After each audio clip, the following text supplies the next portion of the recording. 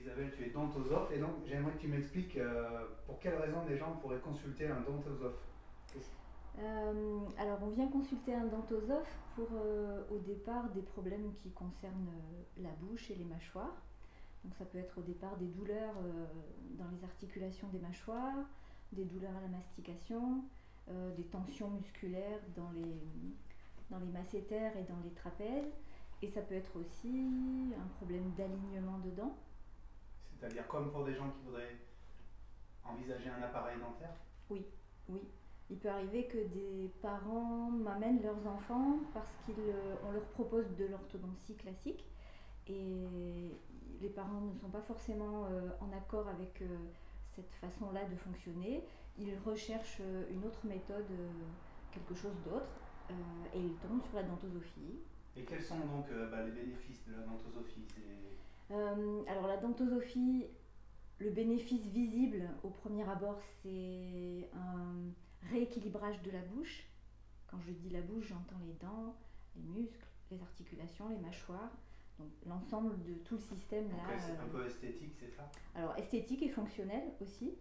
Mais la dentosophie amène une vision beaucoup plus large que ça, c'est-à-dire une vision globale. D'accord. Alors est-ce que tu peux définir pour quelqu'un qui, comme moi, n'a jamais entendu parler de ça, oui. Rapidement, la dentosophie, c'est quoi? C'est une démarche globale dont la porte d'entrée est la bouche.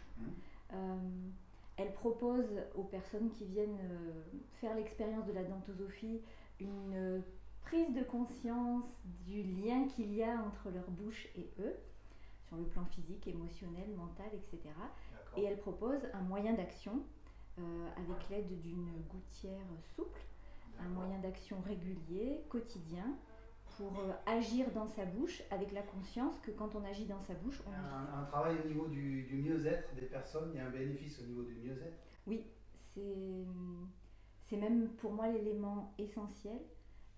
Au-delà de la demande de départ qui peut être esthétique ou fonctionnelle, le cheminement de la dentosophie conduit chacun à avancer vers un mieux-être global. D'accord, donc il y a des remises en question à faire, c'est-à-dire est-ce que les gens sont passifs ou actifs? Alors, les gens sont actifs, c'est même ça aussi l'élément essentiel. Le but du cheminement de la dentosophie, c'est de vraiment se mettre en action soit sur soi-même, de façon consciente, régulière, pour mettre en mouvement petit à petit un mode de fonctionnement plus attentif à soi-même, qui va conduire tranquillement à une modification qui va se voir dans la bouche. Est-ce qu'il faut un diplôme et surtout est-ce qu'il faut des capacités? Un diplôme, quelle est ta formation? D'où tu viens? Alors moi, j'ai exercé le métier de dentiste pendant 25 ans. Donc 25 ans dentiste? Oui, 25 ans donc dentiste. Est-ce qu'il faut être dentiste pour être dontosophe? Alors, pas forcément. Pas forcément.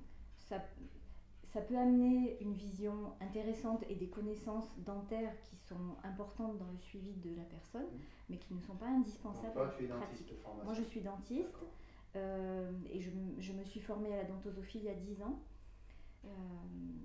auprès de Michel Monteau pendant une année.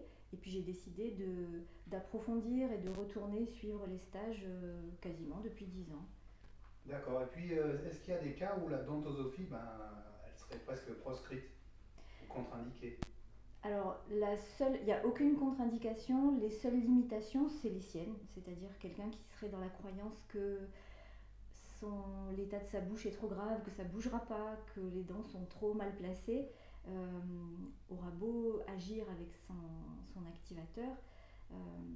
S'il est dans un état d'esprit de ça ne marchera pas, ça ne marchera pas. Est-ce que tu vas faire une prescription ou est-ce que les gens doivent avoir une compréhension et simplement agir? Non, je ne fais aucune prescription. On vient quelquefois en me demandant si, par exemple pour des enfants, si c'est nécessaire pour l'un plus que pour l'autre, etc. La démarche de la dentosophie, c'est une démarche d'épanouissement personnel. Donc c'est vraiment quelque chose qui se décide de soi à soi.